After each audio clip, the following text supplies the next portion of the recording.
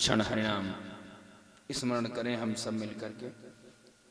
उसके बाद हम लोग कथा में चलेंगे। तृतीय दिवस है कथा का। आज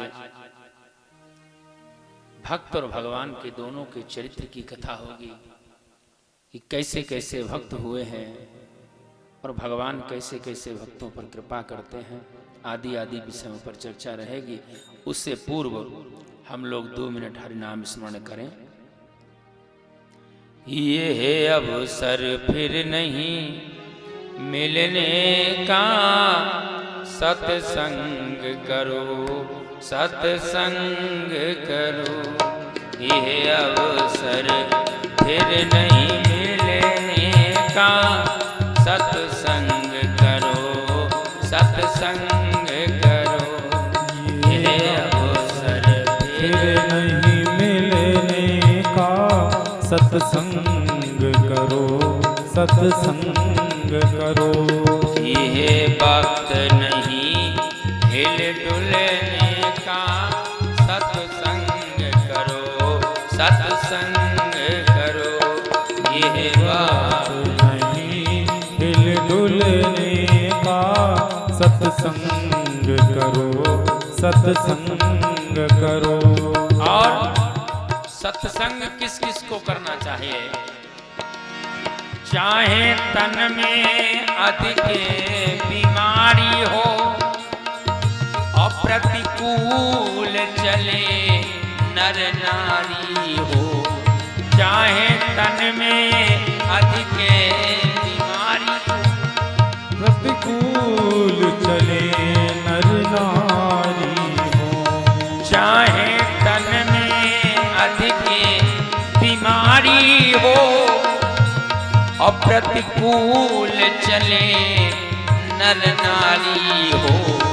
भाए नहीं बात हमारी हो, भाए नहीं बात हमारी हो। सत्संग करो सत्संग करो। ये अवसर फिर नहीं मिलने का, सत्संग करो सत्संग करो। ये अवसर फिर नहीं मिलने का, सत्संग करो सत्संग करो। ये अवसर फिर नहीं मिलने का, सत्संग करो सत्संग करो। यहाँ बहुत हो जाएगा, वीडियो गड़बड़ होगा। हरि बोल।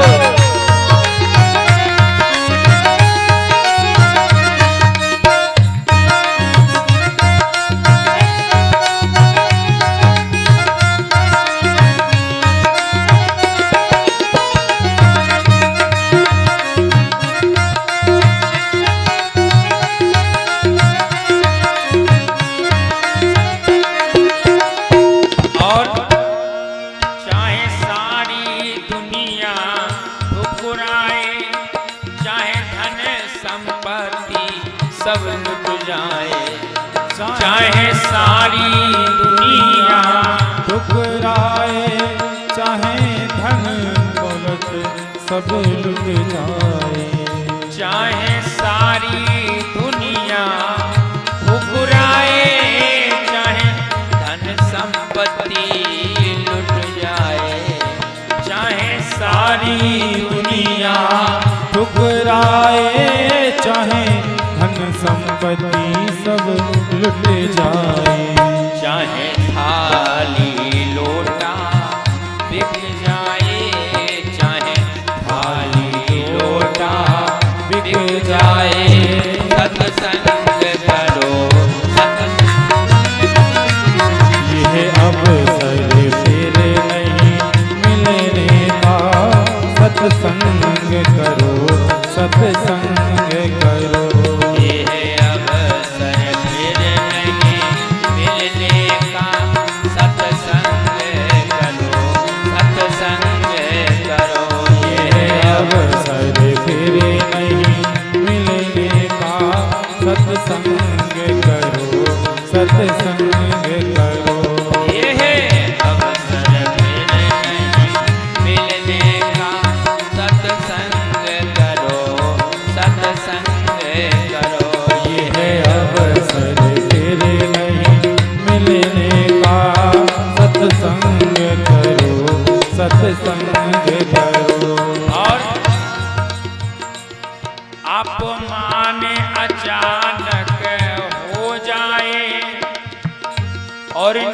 साथी सभी बिछुड़ जाएं। अपमान अचानक हो जाए, निज साथी अनक मिल जाए। अपमान अचानक हो जाए और निज साथी सभी बिछुड़ जाएं। चाहे नेत नहीं आफत आए, चाहे नेत नहीं आफत आए, सत्संग करो, सत्संग करो। चाहे आफत आए, सत्संग करो, सत्संग करो। ये अवसर फिर नहीं मिलने का, सत्संग करो, सत्संग करो।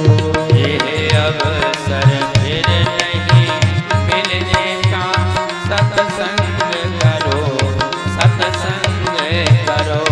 ये अवसर फिर नहीं मिलने का, सत्संग करो, सत्संग करो।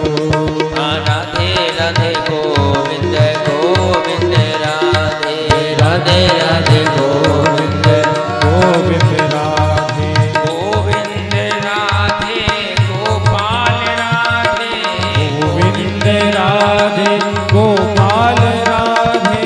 राधे राधे गोविंद गोविंद राधे, राधे राधे गोविंद गोविंद राधे, गोविंद राधे गोपाल राधे, गोविंद राधे गोपाल राधे।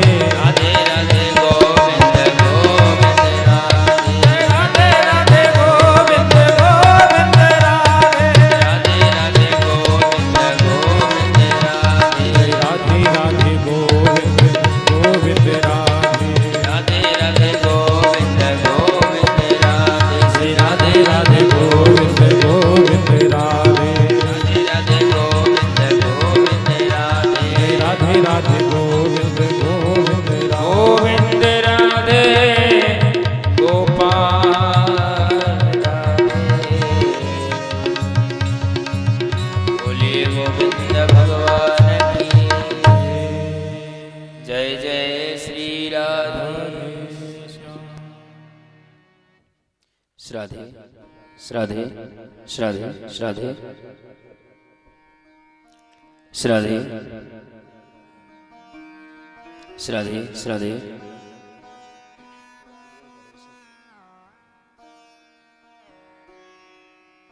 बोलिए गोविंद भगवान की। परम मंगल में भगवत स्वरूप महापुराण अंतर्गत कल हमने आपने कथा का श्रवण पान किया कि संसार में कोई भी व्यक्ति सुख की केवल कल्पना कर सकता है, लेकिन सुख है नहीं। क्योंकि भोजनालय में भोजन मिलता है, कोई एक प्रकार का नहीं अनेक प्रकार का मिलता है। पुस्तकालय में पुस्तक कोई एक ही नहीं अनेक प्रकार की। औषधालय में औषधि भी कोई एक ही नहीं अनेक प्रकार की औषधियां मिलती हैं। ऐसे ही यदि संसार ये दुख्यालय है तो कोई यहाँ एक दुख नहीं है, यहाँ अनेक प्रकार के दुख लगे हैं। कोई तन दुखी, कोई मन दुखी, कोई ऐसे ही रहते उदास। थोड़े थोड़े सब दुखी और सुखी राम के दास। अच्छा, दुख है नहीं तो फिर दुख आता कहां से है? हमारी आपकी जो कामनाएं हैं वही दुख की जननी है। और दुख है क्या? बोले संसार से कोई सुख की कामना। हमारी और आपकी कामना परिवार के प्रति जो परिवार से अपेक्षाएं हैं वही दुख की जननी है। और बंधु, धर्म और अध्यात्म के मार्ग पर जवानी में ही प्रवेश करना चाहिए। बुढ़ापे का किंचित लेस मात्र भी इंतजार नहीं करना चाहिए। धर्म को धारण करने के लिए साहस और ऊर्जा चाहिए और वह युवावस्था में ही संभव है। धर्म 55 का विषय नहीं, धर्म बचपन का विषय है। भगवान श्री राम ने युवावस्था में वन में जाकर धर्म के मार्ग को चुना, तभी रावण और कुंभकर्ण आदि का वध कर पाए और राम राज्य की स्थापना कर पाए। बंधुओं, श्री कृष्ण का तो बचपन ही वन में बीता है। वृद्ध आदमी धर्म को सुन सकता है, धर्म की चर्चा हो रही हो श्रवण कर सकता है, लेकिन धर्म के मार्ग पर चलने के लिए साहस ऊर्जा चाहिए। वो बुढ़ापे में धीरे धीरे समाप्त हो जाती है और च्यवनप्राश खा खा के कहां तक टक्कर लोगे, आखिर उसकी भी कोई लिमिट है। इसलिए युवावस्था में ही ऊर्जावान रहकर स्वयं का कल्याण करो और परोपकार सबका करो, जितना जैसे कर पाओ, मन से, वचन से, कर्म से। कई अच्छे कार्य आपकी प्रतीक्षा कर रहे होते हैं, लेकिन आपकी वृत्ति क्या है? तो बंधुओं, मैंने कहा था, परीक्षित के चरित्र को भी श्रवण करा के कहा था कि केवल राजा परीक्षित को ही श्राप नहीं लगा था, हम सब जितने बैठे हैं सब श्रापित ही है। सबको 7 ही दिन में जाना है। और दूसरी बात, सब वचनबद्ध बैठे हैं। सही दिशा में वचन की पूर्ति तो हमारे ये सब संत ही कर रहे हैं, क्योंकि गर्भ में जब उल्टे लटके थे, कल्पना करो, हम लोग यात्रा में थे, थोड़ी सी कठिनाई आती थी तो ठाकुर जी याद आने लगते थे। जब गर्भ में उल्टे लटके होंगे तो क्या स्थिति रही होगी, 2 मिनट कल्पना कर लो। और दूसरी बात, थोड़ा सुबह को योगा कर लो, उल्टा किसी को कर दो तो भगवान याद आ जाता है, तो बात तो बहुत ही याद आई होगी। अच्छा, कोई 1-2 घंटे का तो खेल था नहीं, 9 महीने तक लटके रहे। 1-2 बार कोई वचन नहीं दिया, किसी को 1-2 बार कह दिया और बस 9 महीने तक हर मिनट पर वचन दिया। एक ही बात कही कि हे प्रभु, हे ठाकुर, मुझे बस थोड़ा सा बाहर निकाल दो प्रभु। और संसार में जाने के बाद बोले कोई काम नहीं करना है। बोले फिर देखो, भगवान को दोनों चीजें देनी है। समर्पण का भाव समझिए, 2 चीजें होती हैं, एक है अपना और एक है अपने को। अपना माने जैसे आपका कोष, धन, रुपया, पैसा, जिसको आपने अपना मान लिया है, जो संपत्ति है अपना। और एक है अपने को। सर्वस्व समर्पण का मतलब यही होता है, यानी अपना और अपने को, यानी दोनों को भगवान को समर्पित करते हैं। और जब हम अपने को भी और अपना भी जब दोनों समर्पण कर देते हैं तो भगवान कहते हैं आजा, अब तू मेरे योग्य हो गया। तो हम सब जितने हैं सब परीक्षित हैं। भाई परीक्षित का मतलब ही होता है, ऐसा नहीं कि भागवत की कथा परीक्षित महाराज ने सुनी थी, मरने का श्राप था। अगर ध्रुव सत्य है तो है केवल मौत। आपका व्यापार बढ़िया चल गया है तो व्यापार की चिंता खत्म हो गई है। संतान आपकी लायक हो गई तो संतान की तरफ से आप निश्चिंत हो गए। आपका बढ़िया भवन बन गया रहने को तो मकान की किराए की चिंता खत्म हो गई। लेकिन जीव अपने जीवन में कभी भी मृत्यु से निश्चिंत नहीं हो पाया। मृत्यु की चिंता कभी नहीं समाप्त हुई और जाना पड़ेगा, क्योंकि मृत्यु जो है वो ध्रुव सत्य है। तो परीक्षित का मतलब है परमात्मा के द्वारा जो रक्षित हो वह परीक्षित है। हम और आप सब किसके द्वारा रक्षित हैं बोलो? परमात्मा के ही द्वारा रक्षित है। कोरोना काल में अभी आपने देखा कैसे कैसे लोग हमको छोड़कर चले गए। कितनी विषम परिस्थिति थी। अगर पैसा ही कुछ होता, पैसे से अगर श्वासें मिल रही होती तो बंधु ऐसे ऐसे लोग चले गए। अगर 1,00,000 रुपए भी पर श्वास मिल रही होती तो भी भैया खरीद ली गई होती श्वासें। हमारे बीच प्रधान जी बैठे हैं, उनकी जो धर्म पत्नी थी बहुत ही धार्मिक थी। मैं जितनी प्रशंसा इस गद्दी से करूं उतना कम है। और लगभग कोरोना काल के समय में दिल्ली में 40 लाख रुपए उन्होंने लगाया, लेकिन फिर भी अंत में फोन आया, बोले महाराज जी हम कुछ कर नहीं पाए।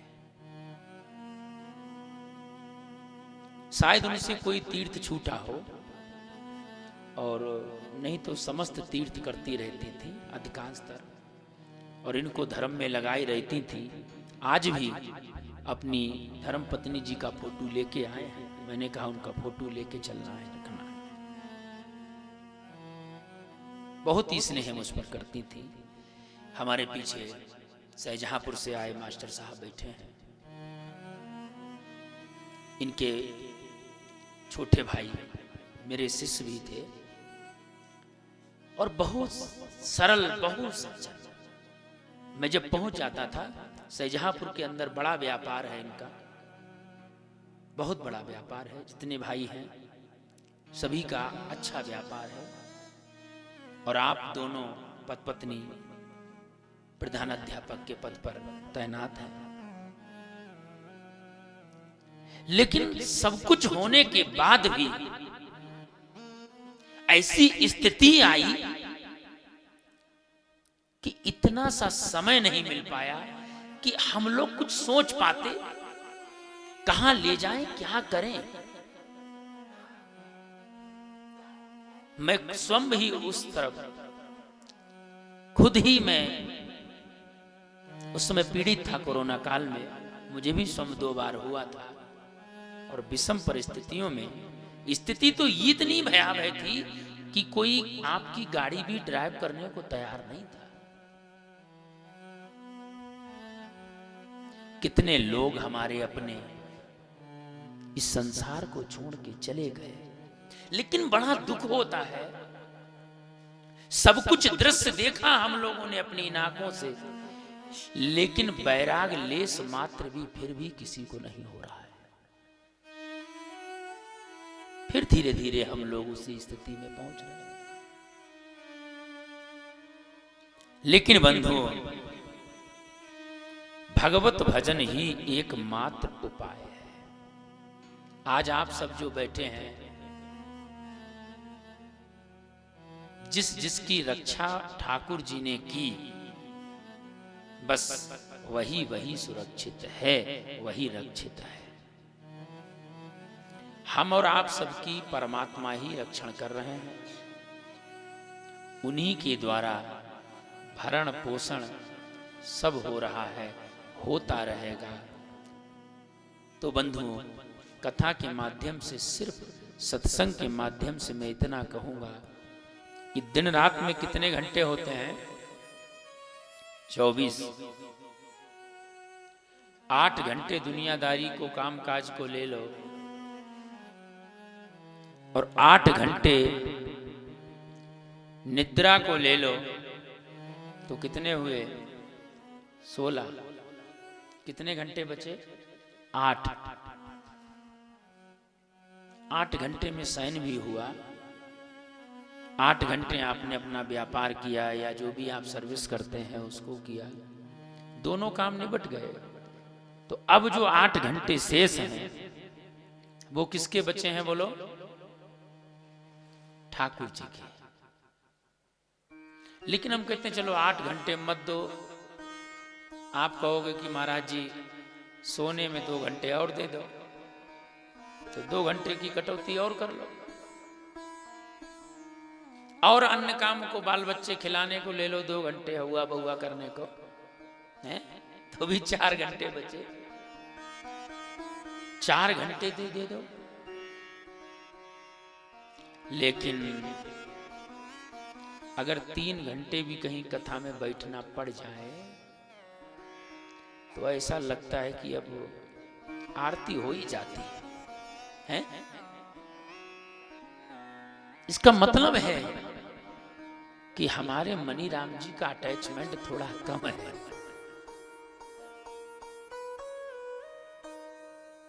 भगवान कहते हैं कि कोई मेरा भक्त बने तो सही, कल न परत बैकुंठ बसत मोए, योगी मन न समा। मुझे बैकुंठ में चैन नहीं पड़ता, योगियों के ध्यान में। कल न परत बैकुंठ बसत मोहे, योगी मन न समाऊं। भक्त कहे सुकरूं निरंतर, बेचे तो बिक जाऊं। मेरा भक्त तो अगर मुझे बेचना चाहे तो मैं बिकने के लिए भी तैयार हूं। भक्तमाल में बड़ी सुंदर कथा आती है। महाराष्ट्र की रहने वाली जनाबाई, वो जब अपने घर में झाड़ू लगाती थी सुबह के लिए, तो कृष्ण के गीत गाती थी, और बर्तन साफ करने बैठती थी तो बर्तन साफ करती रहती थी और बड़े बड़े सुंदर भजन गाती रहती थी। महाराष्ट्र में भजन को बोलते हैं अभंग। तो खूब अभंग गाती रहती थी। तो भगवान रीझ गए जनाबाई पर, और कन्हैया जी ने साड़ी पहनी, और साड़ी पहनवे के बाद जनाबाई के घर रोज आते थे, और जानते हो कहते थे, सुनती हो मैं तुम्हारी बहन हूं, एक काम किया कर तू, देख आज से तेरा झाड़ू पोछा मैं किया करूंगी और तेरे बर्तन साफ किया करूंगी, और तू आराम से एक जगह चेयर पर बैठ जाया कर और तू खूब बढ़िया बढ़िया भजन सुनाया कर। और जनाबाई को 22 वर्ष के बाद ये पता चली कि मेरी कोई बहन वहन नहीं है, साक्षात जगदीश्वर, साक्षात श्री कृष्ण साड़ी पहनकर आते हैं और मेरे भजनों को सुनते हैं, झाड़ू लगाते हैं और बर्तन साफ करते हैं। तो उसने एक दिन पकड़ लिया कस के कि सच में तू मेरी बहन है या तू कोई और है। तो भगवान अपने रूप में आ गए, बोले बस मुझे तो आप जैसे भक्तों का ही स्नेह चाहिए।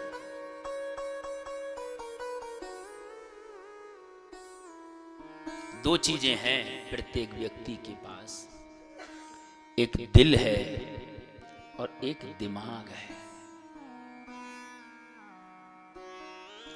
दिमाग का इस्तेमाल हम लोग करें संसार में और दिल का अटैचमेंट ठाकुर से हो। लेकिन हम लोग सदियों से ये बात सुन तो रहे हैं, लेकिन ठीक उल्टा करते हैं। दिल लगाते हैं संसार में और दिमाग लगाते हैं परमात्मा में। अच्छा, उसका प्रभाव क्या होता है? दिल लगाते हैं संसार में, दिमाग लगाते हैं परमात्मा में, तो आए दिन रोते हुए चले आते हैं। आइए आइए श्रीमन्नारायण,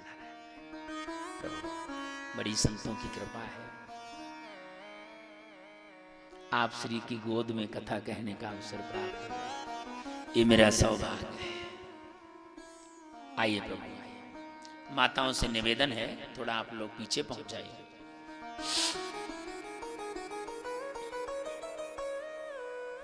आइए महाराज जी, आइए ब्राजे ब्राजे।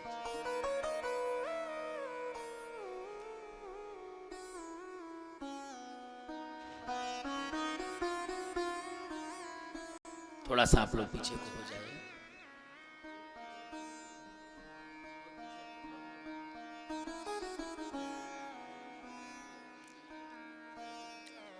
ये आप सबका भी सौभाग्य है। वैसे तो कथा बहुत जगह मिलेगी, लेकिन हमारे इतने भजनार्थी संतों के बीच में कहां मिलेगी। बोलो राधे राधे। तो मैं कह रहा था, दो चीजें हैं, एक दिल है और दूसरा दिमाग है। दिमाग संसार में लगाएं और दिल परमात्मा में। लेकिन हम लोग उल्टा करते हैं, दिल लगाते हैं संसार में और दिमाग लगाते हैं परमात्मा में। उसका प्रभाव क्या होता है? बोले आए दिन रोते चले आते हैं। क्या? बोले हमारा तो दिल ही टूट गया, क्योंकि संसार केवल स्वार्थ से प्रीत करता है, लेकिन ठाकुर ऐसे नहीं है। ब्रज गोपियों ने कृष्ण से कहा कि व्यक्ति को कभी भी अपनी औकात नहीं भूलनी चाहिए। हे गोविंद, तुम्हारे पास था ही क्या? कोई मैया अपनी छोरी को ब्याहना चाहे तो नंबर 1 पर यह देखती है कि आखिर इसके पास रूप है कि नहीं है।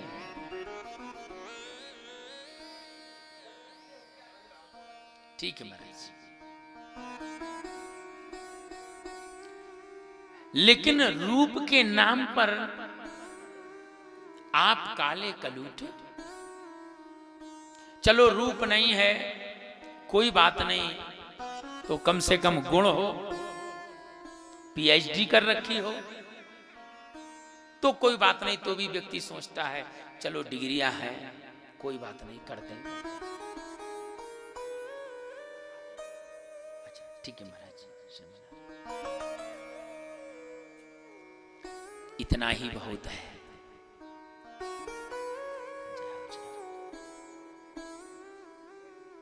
ये चरण पादुकाएं सबकी पीछे निकाल दो, कथा के समय बिल्कुल पीछे कर दिया करो। पीएचडी कर रखी हो तो गुण पर कर दिया जाए। तो गोपियां कहती हैं कृष्ण से कि गुण के नाम पर, डिग्री के नाम पर तुम 1 नंबर के चोट्टा। चलो कोई बात नहीं, अच्छा कुल खानदान हो, अगर कुल खानदान अच्छा है तो चलो इसी पर कर दिया जाए, खानदान बहुत अच्छा है। लेकिन कुल खानदान के नाम पर तो तुम्हारे माता पिता का भी पता नहीं। कोई कहता है वसुदेव का है तो कोई कहता नहीं नंद का है, तुम्हारे तो पिताजी का भी नहीं पता। तो कृष्ण कहते हैं गोपियों से, न मेरे कुल खानदान का पता है, न मेरे पर रूप है, न मेरे में कोई गुण है, तो फिर मेरे भीतर क्या विशेषता है जो तुम सब मुझ पर रीझी हो? तुम सबने क्या देखा है मेरे अंदर? तो गोपियां हाथ जोड़कर कहती हैं, गोविंद तुम्हारे में बस एक गुण है। क्या? बोले बस जो तुमको याद करता है, जिसको तुम पकड़ लेते हो, बस तुम उसको निभा देते हो। दुनिया में निभाना ही कठिन है, पकड़ना सरल है, लेकिन बस तुम सबको पार लगा देते हो। गांठ खुलने ही वाली थी द्रौपदी की और तुमने निभा दिया। गजराज डूब रहा था, गजभर सूंड बाहर रही और उसने गो कह पाया, बिंद तो कह भी नहीं पाया, और तुमने आकर के उद्धार कर दिया। गोविंद तुम जिसको पकड़ लेते हो उसको बीच मझधार में नहीं छोड़ते हो, उस पार लगा ही देते हो। यही कृष्ण का विशिष्ट गुण है। इसीलिए हमारे ब्रज में नौका विहार करते हैं ना, तो सब लोग जब नौका में बैठते हैं तो एक ही गीत गाते हैं, क्या? कि कन्हैया ले चल परली पार, हो नैया ले चल परली पार, कन्हैया ले चल परली पार, हो नैया ले चल परली पार, कन्हैया ले चल परली पार, कन्हैया ले चल परली पार। जहाँ विराजे राधा रानी, जहाँ विराजे राधा रानी, जहाँ विराजे राधा रानी, जहाँ विराजे राधा रानी, अलवेली सरकार कन्हैया ले चल परली पार, कन्हैया ले चल परली पार। जहाँ विराजे राधे रानी, जहाँ विराजे राधे रानी, अलवेली सरकार हो नैया ले चल परली पार, कन्हैया ले चल परली पार, कन्हैया ले चल परली पार।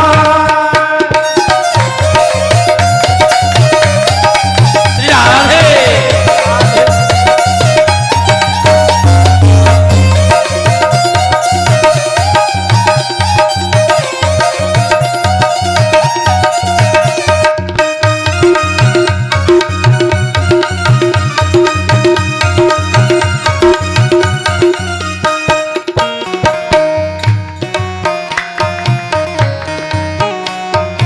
और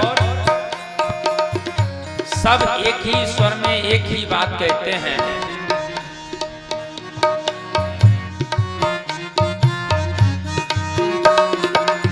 दूजी कोई रहा नहीं है, दूजी कोई राह नहीं है, दूजी कोई रहा नहीं है, दूजी कोई राह नहीं है, दिखता हमको कोई नहीं है, दिखता हमको कोई नहीं है।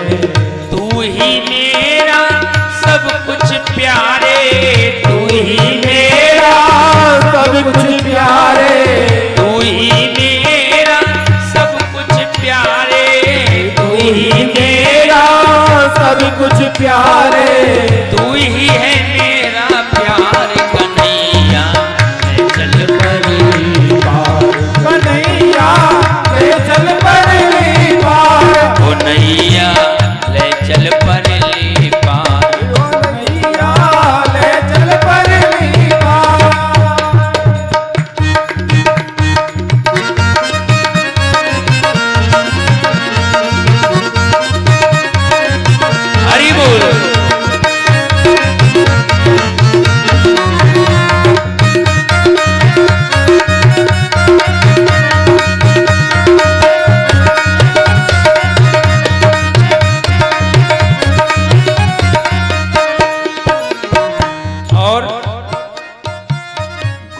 अवगुण सब तेरे अर्पण, गुण अवगुण सब तेरे अर्पण, पाप पुण्य भी तेरे अर्पण, पाप पुण्य भी तेरे अर्पण, हाँ पाप पुण्य भी तेरे अर्पण, पाप पुण्य भी तेरे अर्पण।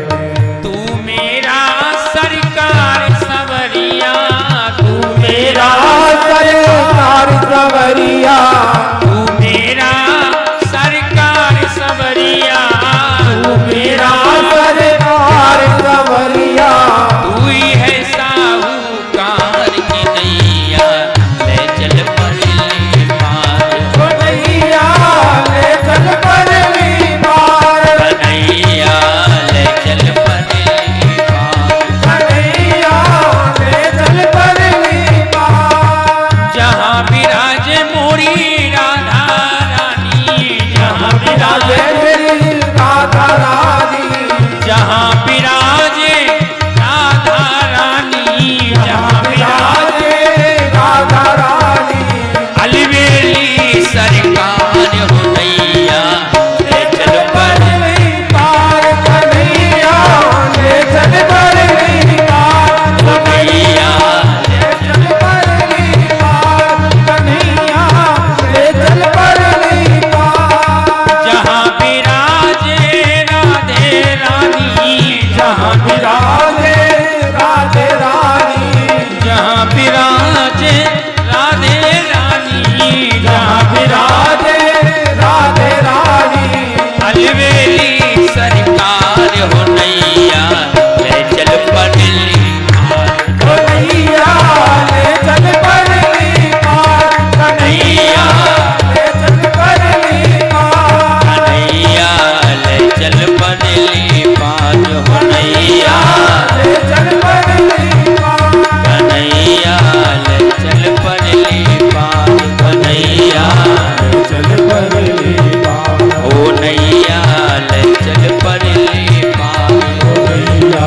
ले चल परली पार, कन्हैया ले चल परली पार, कन्हैया ले चल परली पार, ओ नैया ले चल परली पार, कन्हैया ले चल परली पार। जहाँ विराजे राधे रानी, जहाँ विराजे राधे रानी, जहाँ विराजे राधे रानी, जहाँ विराजे राधे रानी, अलवेली सरकार हो नैया, ले चल परली पार, कन्हैया ले चल परली पार, कन्हैया ले चल परली पार, कन्हैया ले चल परली पार, ले चल परली पार, कन्हैया ले चल परली पार, ले चल। बोले गोविंद भगवान की कन्हैया ले चल परली। यही एक गुण है कृष्ण का। दुनिया में प्यार करना सरल है, लेकिन दुनिया में निभाना कठिन है। और कृष्ण चरणों में एक बार प्यार हो जाए तो बस फिर गोविंद कहते हैं तू आजा, निभा तो मैं दूंगा ही, पर कोई आए तो सही। बंधु, कोई ठाकुर से प्रेम करे तो सही। भगवान से अर्जुन ने एक ही रिश्ता बनाया था, काहे का? सखा का। तो भगवान अर्जुन के मित्र बन गए और गीता सुनने की इच्छा प्रकट की। तो कुरुक्षेत्र में जाकर के गीता सुनाई और भगवान अर्जुन के गुरु भी बन गए। जरा ध्यान से सुनना, शिष्य भी बने अर्जुन गुरु भी मान लिया कृष्ण को, और एक तरफ मित्र भी हो गए, मित्र भी बने। और बंधु, संसार में ऐसा कौन होगा कि मित्र के अंदर भाव आ गया, जब बहन को देखा भगवान की, तो और भगवान ने अपनी बहन को भी दे दिया, बहनोई भी बना लिया। भगवान जैसा करुणा का सागर कौन होगा? आप भगवान से कोई एक संबंध जोड़ो तो सही, जुड़े तो सही। भगवान की घोषणा है कि जो तू आवे एक पग, मैं आऊं पग 60। जब जीव भगवान की ओर एक पग अपना बढ़ाता है, एक कदम बढ़ता है, तो जानते हो ठाकुर तुम्हारी तरफ 60 कदम चल के आता है। जो तू आवे एक पग, मैं आऊं पग 60। भक्त जहां पर पग धरे, और तहां धरूं मैं हाथ। भगवान कहते हैं भक्त हमारा जहां पर चरण रखता है, वहां मैं अपनी हथेली रखता हूं, क्योंकि भक्तों के चरण सुकोमल हैं, कोमल हैं, कहीं पैरों में कंकड़ियां न चुभ जाए। उन जैसा दयालु करुणा का सागर कौन है? कोई रिश्ता बने तो सही। अच्छा, भगवान को चाहिए क्या? तुम्हारा धन।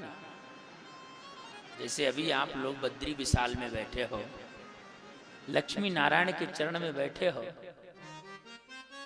और मैं आपसे पूछूं मंदिर जा रहे हो, क्या चढ़ाने जा रहे हो ठाकुर जी को, तो तुम उनको क्या दोगे? चरणों में लक्ष्मी जी बैठी हैं, वो भी दासी दासत्व भाव में बैठी हैं। लक्ष्मी जी दासी बनकर के जिनके चरणों में बैठी हैं, क्या दोगे तुम उनको? बलिक मंदिर में जितनी लाइन लगी है, वो सब कोई ना कोई कामना से लगे हैं, वही सबको देने वाले हैं।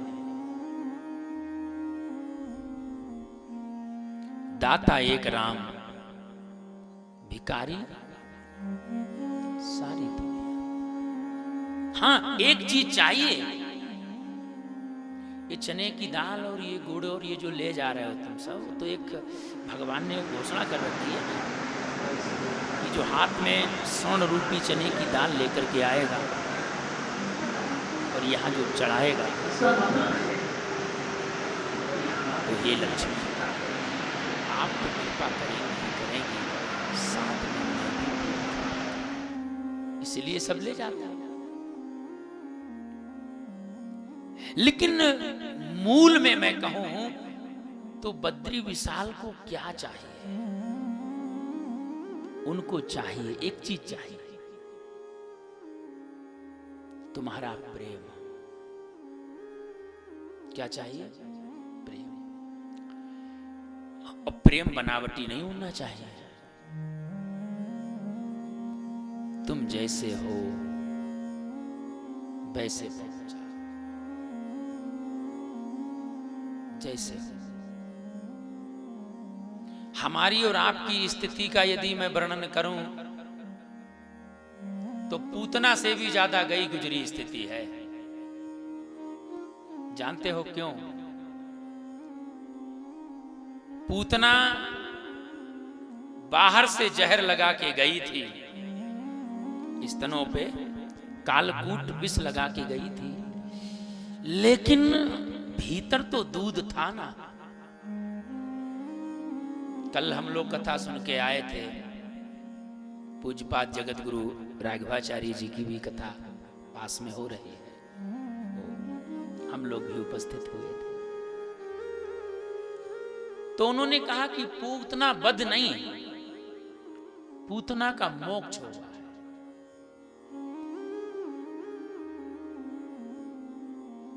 उस मोक्ष का कारण क्या है?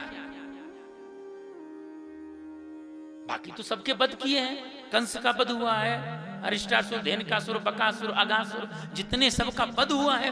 लेकिन पूतना विष लगा के गई, लेकिन पूतना का मोक्ष क्यों किया, वध क्यों नहीं किया? यही बात शाम चर्चा चल रही थी। कुछ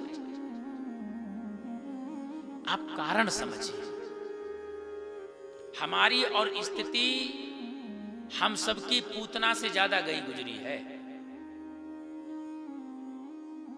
हम लोग देखते हैं बाहर, हम लोग परिचित होते हैं बाहर से। जैसे कोई पड़ोसी गाड़ी निकाल के लाए तो इधर उधर वाले आ जाते हैं, ओ भैया लड्डू मंगाओ फटाफट, तुम्हें तो पहले लड्डू मंगाने चाहिए थे, बाद में गाड़ी लानी चाहिए थी, अब भेज रहे हो तुम, फटाफट लड्डू मंगाओ। वाह भाई वाह, आज गली में एक गाड़ी और हो गई है, चकाचक हो गए। और उसने लड्डू मंगाए तो वो बाहर से परिचित है, भैया खुशी हो रही गली वालों को, लड्डू मंगाओ। और जब दो दो लड्डू बांटे गए तो बाहर से तो वो बड़ा खुश है, लेकिन भीतर से सोच रहा है न जाने अब कब दिवाला निकलेगा। भीतर से बड़ी पीड़ा हो रही है उसको। तो हम लोग बाहर से परिचित रहते हैं, और हम में और भगवान में इतना ही अंतर है, भगवान बाहर नहीं देखते, भगवान भीतर से परिचित।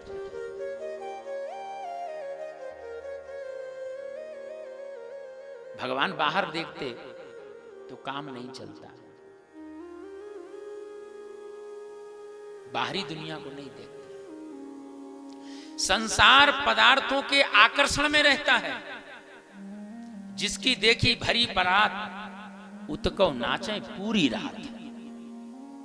संसार पदार्थों के आकर्षण में रहता है, लेकिन भगवान भीतर से परिचित होते हैं। भगवान बाहर नहीं देखते। कुब्जा के पास कौन सा रूप था? सबरी के पास क्या था? शब्र जाति में जन्म लिया, भीलनी थी। और विदुर जी तो दासी पुत्र थे। क्या था विदुर जी के पास?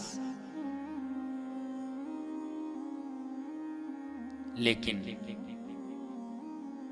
हमारी और आपकी स्थिति में और पूतना की स्थिति में एक अंतर रहा। क्या?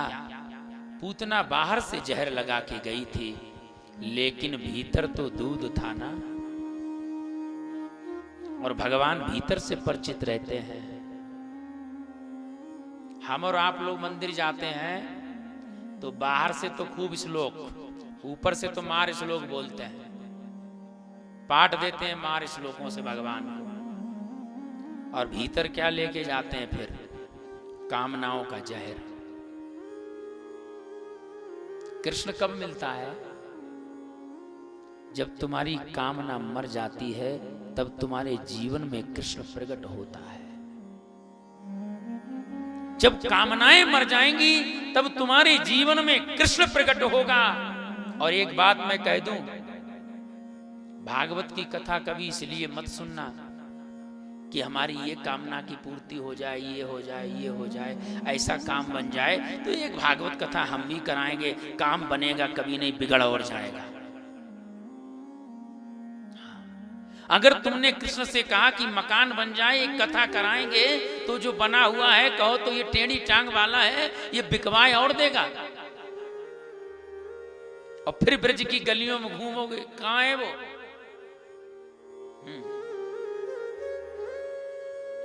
कृष्ण कहता है मैं उन्हीं को मिलता हूं, मैं कामनाओं की पूर्ति नहीं करता।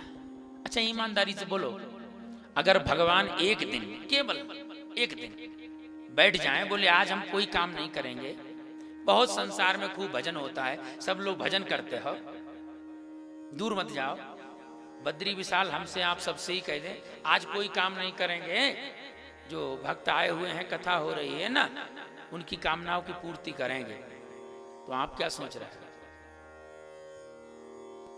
एक कामना पूर्ति होते ही दूसरी कामना का जन्म हो जाता है।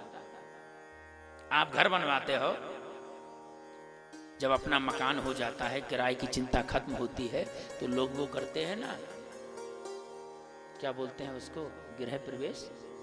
वो उसके उपलक्ष्य में कार्यक्रम रखा जाता है। क्या बोले भाई, क्या बोले दिल्ली वालों, बोलो ना। अच्छा, अब आप तो बिहारी जी से जुड़े हो तो यही बोलोगे। उस दिन बड़ी खुशी होती है कि आज अपनी छत हो गई भैया, अपना मकान हो गया। लेकिन वो खुशी अगले ही दिन समाप्त हो जाती है। खुशी हुई, अपना मकान हो गया, लेकिन अगले ही दिन बोले एसी उसी और लग जाए एक तो जरा। अब दूसरा कांटा लगा, एसी भी लग गई। महाराज रूम में तो, लेकिन अब क्या बताएं, एसी कार और हो जाए। एक कामना का जन्म होते ही दूसरी कामना,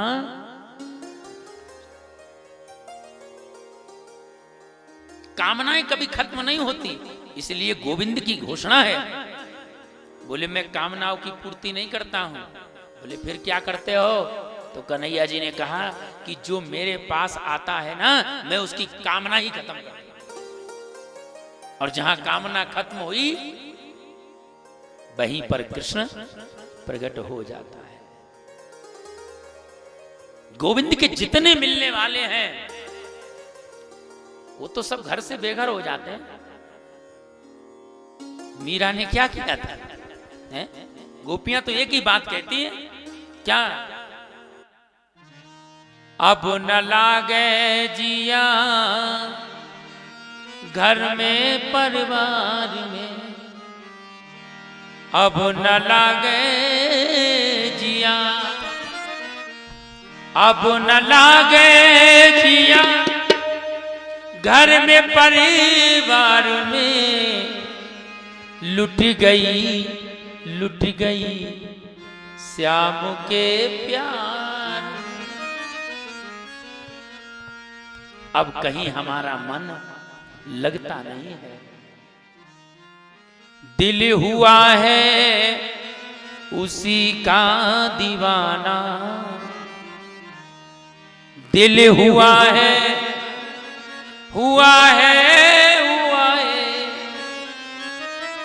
दिल हुआ है उसी का दीवाना। रहे होठों पे उसका तराना। बस में क्या कर रहे थे तुम लोग? यही तो कर रहे थे। दिल हुआ है उसी का दीवाना, रहे होठों पे उसका तराना। बस आंखों में तस्वीर उसकी, और ये पागल कहे है जमाना।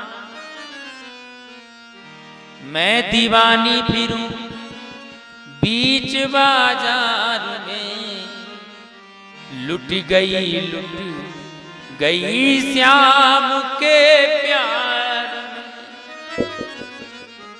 अच्छा एक बात बताऊं, जो भगवान के भक्त हैं ना, लोग उनको बोलते हैं पागल, लेकिन वो तो एक ही बात कहते हैं, क्या? इन्हीं बिगड़े दिमागों में भरे अमृत के लच्छे हैं, और हमें पागल ही रहने दो, हम तो पागल ही अच्छे हैं। और जब संसार पागलपन की मोहर लगा दे, पा माने परमात्मा और गल माने गला देना, जो अपने को परमात्मा में गला दे, क्या वो पागल है? कहने दो। कल नानी जी भजन गा रही थी, एक आप लोग सब मिलके, लोग पी पी के गिरते, कुछ गा रहे हैं। दोनों ही गिरे नहीं बल्कि पड़े मिलते हैं। ऐसा नहीं कि वो ही पड़े मिलते हैं, दोनों ही पड़े मिलते हैं। अंतर केवल इतना है, वो मंदिरों में पड़े मिलते हैं, वो नालियों में पड़े मिलते हैं। बोलो राधे। और उनसे दूर नहीं हो सकते हम। क्यों? कि नशे में जमाना, नशे में जमाना, तो जमाने में हम भी। अगर नशे में जमाना है तो जमाने में हम भी हैं। और केवल वही नशे में नहीं रहते, हम सब जितने बैठे हैं, हम सब लोग भी नशे में हैं। ये है भक्ति का नशा। काहे का? भक्ति का नशा। ये साधु संत सब खाक रमाए हैं। किस लिए? अशोका फोम का डल्लप का गद्दा छोड़ के बैठे हैं। किस लिए? क्या ये नहीं ले सकते अशोका फोम का डल्लप का गद्दा? बिल्कुल ले सकते हैं भाई, लेकिन किस लिए? बोले उससे ऊंची चीज मिलेगी। है जिंदगी कितनी खूबसूरत, और जिन्हें अभी तक बहुत प्यार करने वाला कोई अभी इन्हें।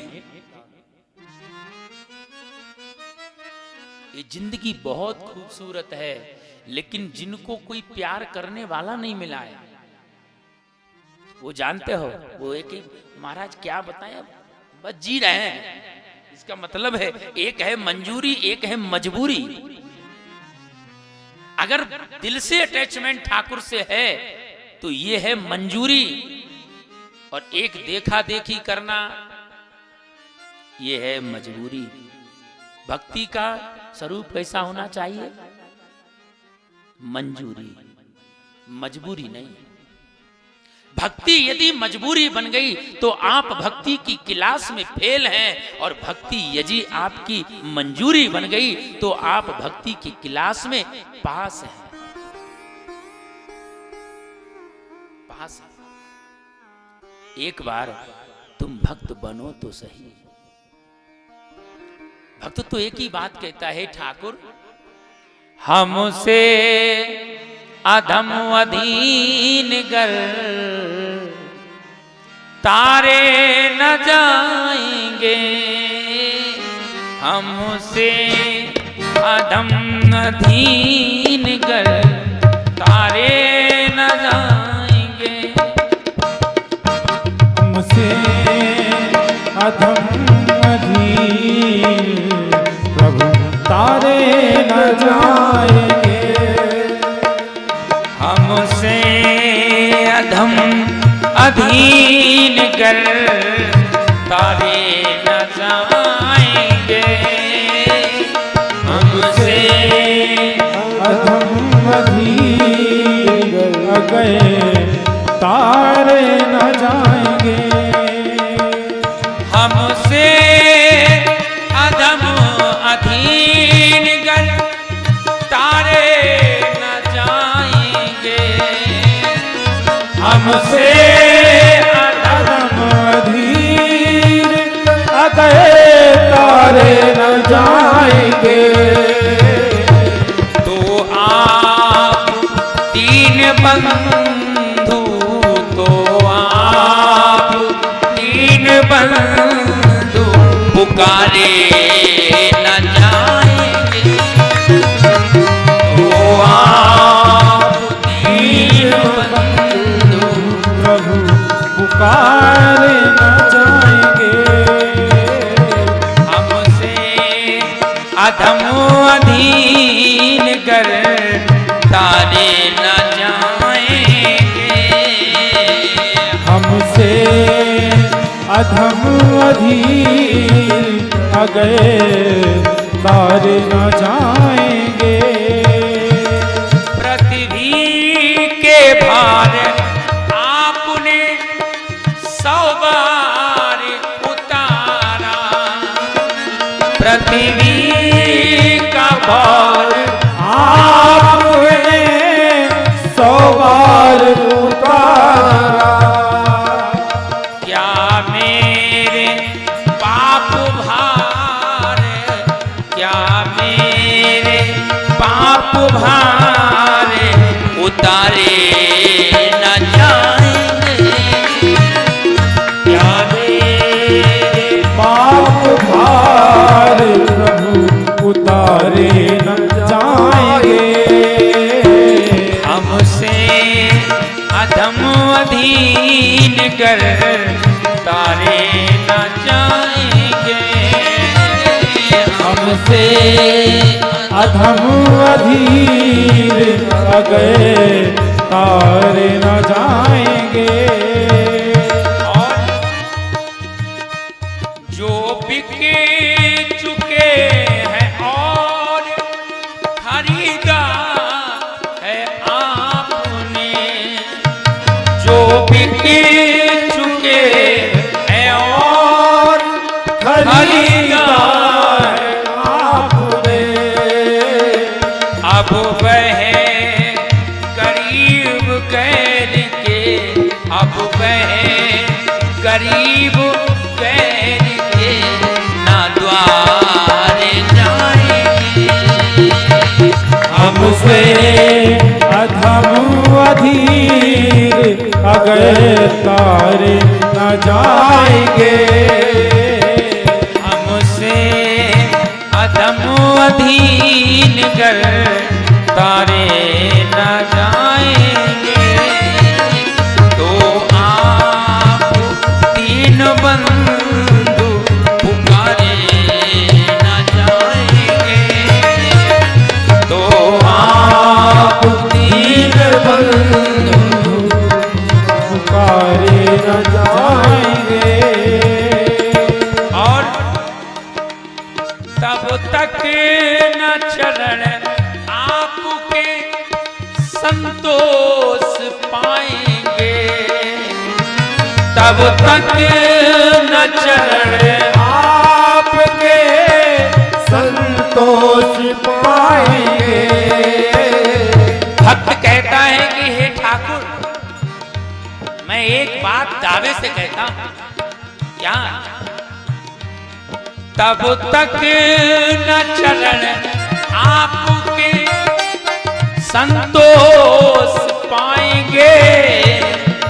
मेरे दृगबिंदु से, मेरे दृगबिंदु से पखारे न जाएंगे। मेरे दृगबिंदु पखारे न जाएंगे। हमसे अधम अधीन कर तारे न जाएंगे। हमसे अधम अधीर अगए तारे न जाएंगे। अब ये गरीब गैर के न द्वारे जाएंगे। अब ये गरीब गैर के द्वारे न जाएंगे। अब ये गरीब गैर के न द्वारे जाएंगे। अब ये गरीब गैर के द्वारे न जाएंगे। हमसे अधम अधीन कर, हमसे अधम अधीन कर तारे न जाएंगे। हमसे अधम अधीर अगए तारे न जाएंगे। हे गोविंद, हे गोपाल, हे गोविंद, हे गोपाल, हमसे अधम अधीन कर तारे न जाएंगे। अधम अधीर अगए तारे न जाएंगे। अब ये गरीब गैर के न द्वारे जाएंगे। अब ये गरीब गैर के जाएंगे। हमसे अधम अधीनगर तारे न जाएंगे, तो आप दीन बंधु पुकारे न जाए। दुनिया में प्रेम करना सरल है, निभाना कठिन है, लेकिन गोविंद से यदि प्रेम हो जाए तो फिर जितने बैठे हो ना, प्रेम हो तो सही, वो निभाई देगा। ठोकरें खाई बहुत झूठे जगत के प्यार पर, इसलिए आया हूं अब मैं तुम्हारे द्वार पर। तुम हमें तारो न तारो भाई, अब हम तो आ गए।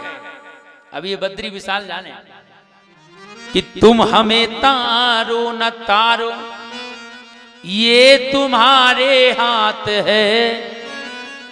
अगर न तारोगे तो बदनामी तुम्हारी नाथ है। लेकिन प्रेम तो हो।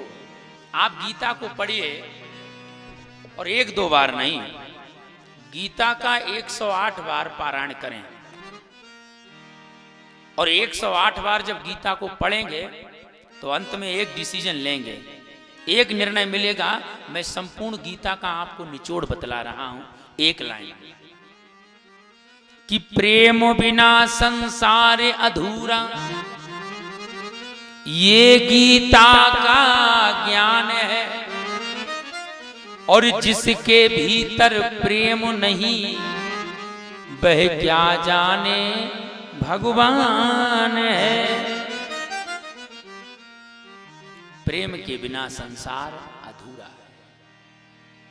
ज्ञानी नहीं बन पाए तो काम चलेगा, लेकिन अगर प्रेमी नहीं बन पाए तो काम। ज्ञान की कमी तो उद्धव के पास भी नहीं थी। कथा आएगी, उद्धव चरित्र जब आएगा। उद्धव ज्ञानी था, ज्ञानियों में श्रेष्ठ बृहस्पति जी, उनके पुत्र उद्धव है। क्या ज्ञान था। लेकिन जब कृष्ण से मिलन हुआ और कहा जाकर के जाओ, मेरा ब्रजवासियों को थोड़ा संदेशा दे दो, तो जानते हो उद्धव ने कृष्ण से कहा, मैं चला तो जाऊंगा, पर मैं जब तत्व ज्ञान की चर्चा करूंगा तो उस तत्व ज्ञान की परिभाषा को वहां कौन समझेगा। सब तो अनपढ़ है, अंगूठा टेक है, सब निरक्षर, गोप ग्वाल बाल, कौन समझेगा तत्व ज्ञान की परिभाषा को। गोविंद ने कहा, उद्धव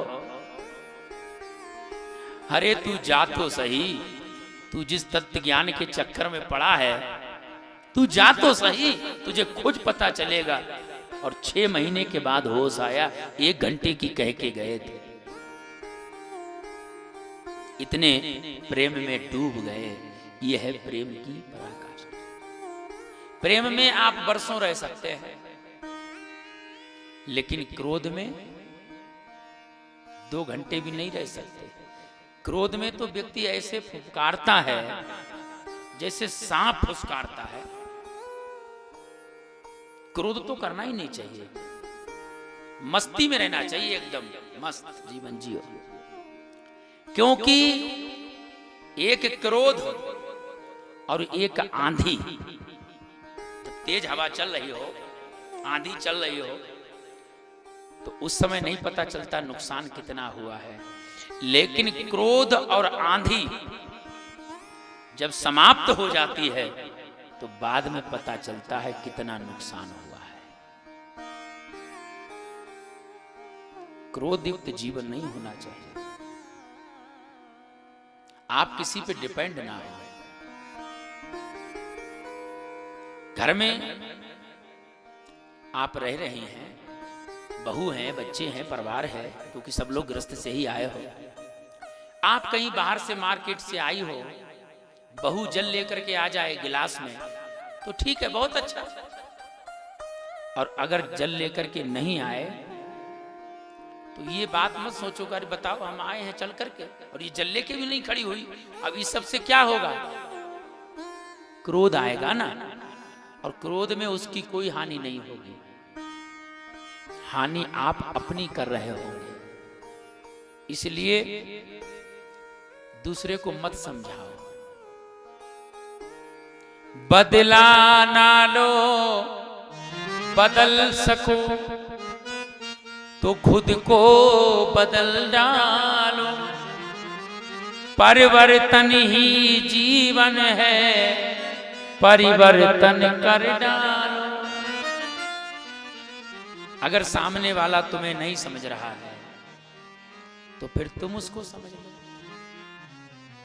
कई बार हमारे पास लोग आते हैं, महाराज जी हमारा एक बेटा है, वो हम इसको लेके आए आपके पास ना, तो थोड़ा सा आपको पहले बता दे, बाहर खड़ा है ना, तो आप इसको थोड़ा समझा देना, आपकी मान लेगा। तो मैं कहता हूं तुम इसके साथ कितनी साल से रह रहे हो? अरे बोले हम तो जन्म से रह रहे हैं महाराज। तो मैंने कहा तुम जन्म से रह रहे हो, इतनी वर्ष में तुम्हारी बात नहीं समझ सका, हमारी 10 मिनट में समझ जाएगा, उसको बाहर खड़े रहने दो, हम तुमको समझाए देते हैं, बैठो 2 मिनट तुमसे सत्संग कर लेते हैं। अरे महाराज हम तो करते ही रहते हैं सत्संग, बस थोड़ा उससे करा दो। भैया खुद समझो, परिवर्तन अपने में स्वयं में करो। और जो व्यक्ति स्वयं का अपना कल्याण नहीं कर सकता, वो दूसरों का क्या कल्याण करेगा? पहले तो स्वयं सुखी रहो। आग लगी संसार में, झरझर गिरत अंगार, संत न होते जगत में, तो जर मर तो संसार। संसार में तो आग है, इसलिए आप संत बन जाओ। अब संत बनने का मतलब ये नहीं कि ये भगवा वस्त्र वगैरह लाओ और फिर जटा बटा लाओ, ये वाली डिजाइन नहीं बनानी है। भले ही पैंट शर्ट पहने रहो, लेकिन भीतर से अपनी वृत्ति बदल लो। संत मत बनो, संतों के बन जाओ। जैसे किसी को बिजली पकड़ ले, अब उसको जितने पकड़ेंगे तो बोलो ईमानदारी से करंट सबके लगेगा कि नहीं लगेगा? या कोई कहे कि पहले तो उसने पकड़ा है, उसके ज्यादा पावर से लगेगा, अपन के कम लगेगा, ऐसा होगा क्या? अब तो तुम उसको पकड़ोगे और ज्यादा पावर से तुम्हारे लगेगा। तो जिन्होंने उसको पकड़ लिया है, उसके बारे में जान लिया है, बस तुम उसको पकड़ लो। संतों के बन जाओ और प्रेमी बन जाओ। प्रेमी, सरल और सहज हो जाओ। फलदार वृक्ष की ही डालियां झुकती हैं, जिस पर कभी फल नहीं आए उसकी डालियां क्या झुकेंगी? अकड़ तो एक मुर्दे की पहचान होती है, और झुकते वही हैं कि जिनमें जान होती है। हम और आप प्रेमी बने। भगवान को एक चीज चाहिए, बाकी तो कोई कमी है ही नहीं उनके खजाने में भाई, केवल तुम्हारा प्रेम। तुम सब प्रेमी हो जाओ। और एक बात बता दो, भागवत की कथा सुन रहे हो, भागवत की कथा तो केवल प्रेम ही प्रदान करती है। प्रत्येक भूमि का अपना महत्व होता है। जैसे अगर बैराग पाना हो तो आप काशी जाइए, काशी की भूमि बैराग देती है। आपको धन चाहिए तो बद्रीनाथ, और दूसरा है द्वारिका धाम। यहां की भूमि धन प्रदान करती है और तप करने के लिए है। ये उत्तराखंड की जो भूमि है ये तप के लिए है। द्वारका की भूमि धन प्रदान करती है। अच्छा, तप की भूमि क्यों है? यहां सन्नाटा है इसलिए नहीं, अगर सन्नाटा है तो उतनी ठंडक ज्यादा है। फिर भी ये तप की भूमि क्यों है? ये इसलिए है, प्रैक्टिकल कर लेना। यहां इस भूमि में यहां पर गुरुत्वाकर्षण बल नहीं है। बस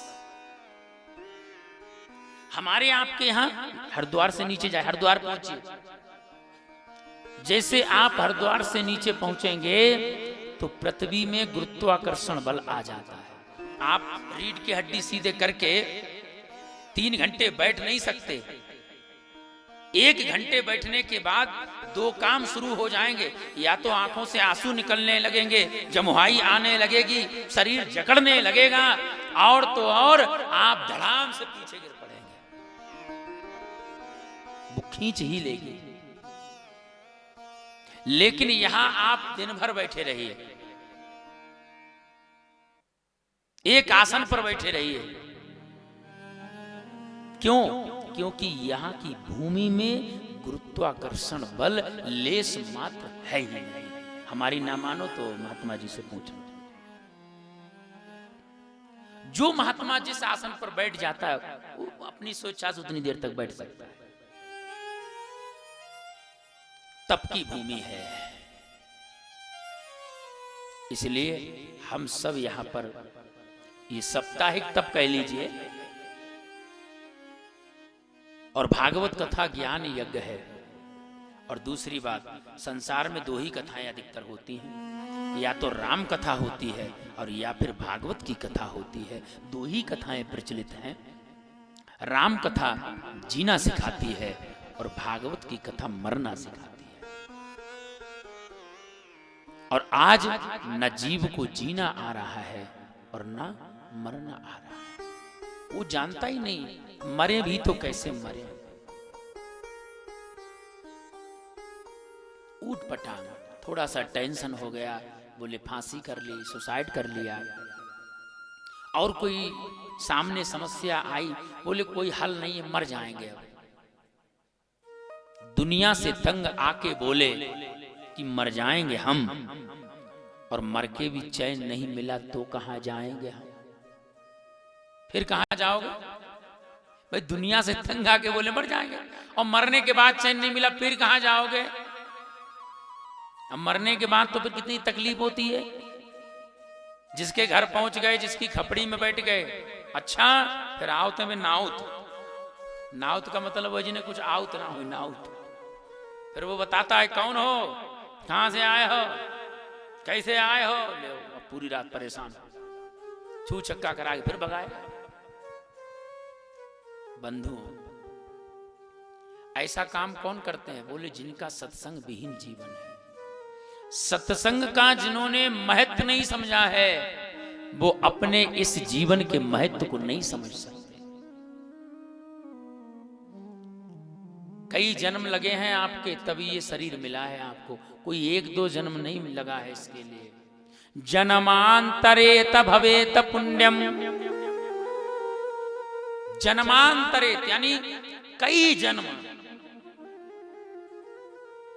भवेत पुण्यम, कई जन्मों के पुण्य जब इकट्ठे हुए और उदय हुए तो आपको मनुष्य शरीर मिला। और तुम लोग जो कथा सुन रहे हो ना,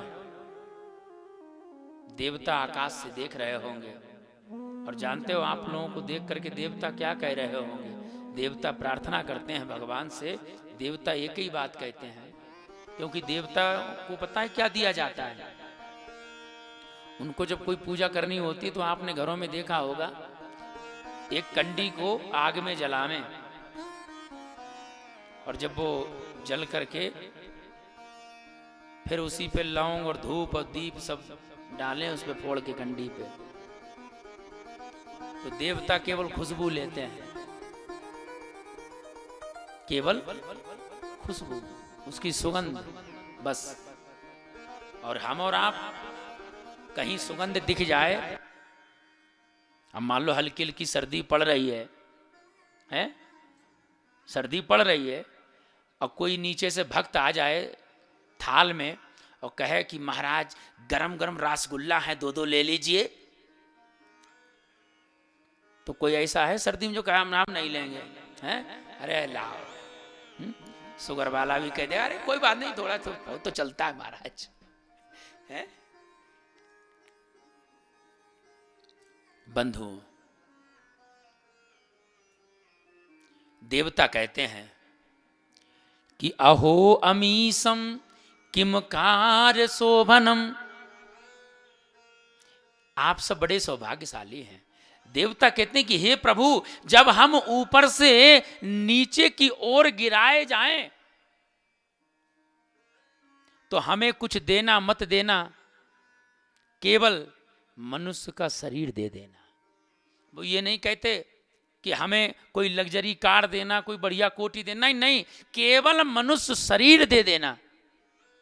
वो तो अपने कर्मानुसार मिलेगा आपको। और ध्यान रखना, हम सब गिरे हुए प्राणी हैं। कौन है? गिरे हुए प्राणी। एक होता है कुआं में उतरना और एक होता है गिरना। जो गिरता है वो भयाक्रांत रहता है और जो उतरता है तो व्यवस्था से उतरता है, वो डरता नहीं है। भगवान का अवतार होता है और हम लोगों का जन्म होता है। और ध्यान से सुनना, तुम्हारे ना चाहते हुए भी अगर तुम जन्म लेना ना भी चाहो तो लेना ही पड़ेगा। क्यों?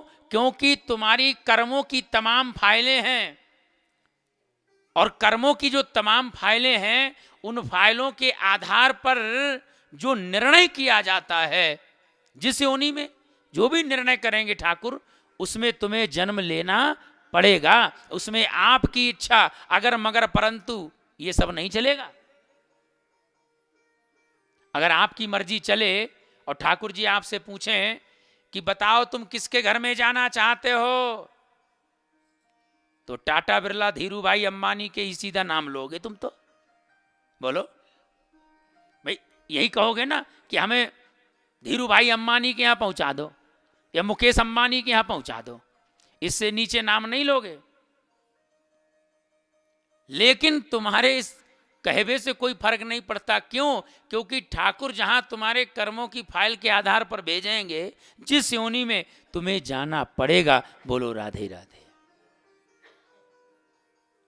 इसलिए आप सब जो यहां बैठे हो, ये सब समय नोट हो रहा है।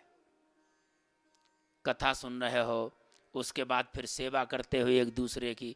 माताओं को देखो भोजन के समय फिर सब लग जाती हैं आके नीचे से, फिर कुछ लोग परोसते हैं, फिर कुछ पत्तले डाल रहे हैं। ये सब एक एक काम आपका नोट हो रहा है, एक एक कार्य नोट हो रहा है। सब पूरा कैमरा लगा है। भगवान के जो दो दूत हैं जिनका नाम है चित्रगुप्त, जो दोनों भुजाओं पर वास करते हैं, उनका अर्थ ही है, चित्रगुप्त का अर्थ होता है जो गुप्त रूप से चित्र लेते रहें, उनका नाम है चित्रगुप्त। आप जो भी कर रहे हो बस वो सब वीडियो बन रहा है, रिकॉर्ड हो रहा है। तो ये इस सब का फलादेश मिलेगा। और जो प्रारब्ध है उसको भोगना पड़ेगा, क्योंकि प्रारब्ध में रद्दो बदल नहीं कर सकते, वो तुम्हारे हाथ से निकल चुका है। लेकिन वर्तमान सबके हाथ में है। वर्तमान अच्छा कर लो तो भविष्य की चिंता खत्म हो जाएगी, आपको भविष्य की चिंता नहीं रहेगी। लेकिन हम लोग या तो भूतकाल में मिलेंगे या भविष्य की उधेड़ बुन में मिलेंगे, और भविष्य की उधेड़ बुन में अपना वर्तमान खराब कर लेते हैं। वर्तमान में जिए। तो भागवत की कथा मरना सिखाती है। और हम लोग सच पूछें, अब जी नहीं रहे हैं, प्रत्येक रात में क्या कर रहे हैं? मर रहे हैं। भाई हम लोग प्लस की तरफ तो जा नहीं रहे हैं, हम लोग तो माइनस की तरफ जा रहे हैं। कली का सच है कि फूल बनेगी। कली का सच है कि फूल बनेगी, लेकिन फूल का सच क्या है? फूल का सच है मुरझा जाना, सूख जाना और डाल से झड़ जाना। बच्चों के सामने दो आशाएं होती हैं। क्या? बोले अभी हम जवान होंगे और फिर बूढ़े होंगे। एक बालक हमारे पास आया, महाराज जी हमारा हाथ देखो। हमने कहा बेटा क्या देखे? ये बताओ हम खूब जवान कब होंगे? हमने कहा 10 साल में हो जाएंगे आप। बच्चे बड़े सुंदर होते हैं। दो आशाएं होती हैं बच्चों के पास। कौन सी? एक तो अभी हम जवान होंगे, फिर बूढ़े होंगे, फिर मरेंगे। हालांकि मृत्यु की कोई डेट फिक्स नहीं है, कोई पता नहीं कि कब चले जाएं, लेकिन फिर भी ये दो आशाएं हैं कि अभी हम जवान होंगे, फिर बूढ़े होंगे, फिर मरेंगे। लेकिन बुढ़वा के पास क्या आशा है? जो बूढ़े बूढ़े हैं उनके पास क्या आशा है? ये बूढ़े बूढ़े लोग क्यों रोते हैं? कभी किसी के पास जाना, जो बूढ़े हैं घरों में उनके पास जाना तो केवल रोते मिलेंगे आपको। अब भैया सब ठीक है, अब देखो अब क्या होए। क्यों? क्योंकि बुढ़ापे में इनकी आंखों के सामने पूरा वीडियो कैमरा चलता है। जो जवानी में किया है वो पूरा वीडियो रिकॉर्ड चलता है बुढ़ापे में। अब ये कुछ कर तो सकते नहीं रद्दो बदल, तो बैठे बैठे बस प्रायश्चित करते रहते हैं, ना जाने क्या हुई है। और जो जवान हैं वो इस व्यवस्था संभालने में लगे हैं, हमारे बच्चे कैसे पढ़ें, बेटा बीटेक कैसे करे, बिटिया एमटेक कैसे करे, हमारी बुढ़ौती कैसे सफल होए। बस वो इसमें उनकी जा रही है। बंधुओं, पढ़ाइए लिखाइए, ये है आपका कर्तव्य। ध्यान से सुनना। अपना घर बनवाना यानी बच्चों को सौंपना, बच्चों को प्रॉपर्टी खरीदना, या कि बच्चों को पढ़ाना लिखाना, बाल बच्चों का विवाह करना, ये धर्म नहीं है। ये धर्म नहीं है। बच्चों को आप मकान बनाते हो, एक चिड़िया भी घोंसला बनाती है। आप शादी विवाह करते हो, ये धर्म नहीं है। बोले क्या है? बोले ये है आपका कर्तव्य। अपने बच्चों को आप नहीं पढ़ाओगे तो कौन पढ़ाएगा? अपने बच्चों को घर आप नहीं बनाएंगे तो कौन बनाएगा? इसलिए ये सब करना आपका केवल और केवल कर्तव्य है। धर्म की परिभाषा एक संत ने दी है। किसने? गोस्वामी तुलसीदास जी ने। उन्होंने धर्म की परिभाषा दी है और बहुत अच्छी, एक ही चौपाई में धर्म की परिभाषा दी कि जो धर्म धर्म चिल्ला रहे हो, धर्म है क्या? कि परहित सरे से और धर्म नहीं भाई, पर पीड़ा सम नहीं अधमाई। राम सिया राम।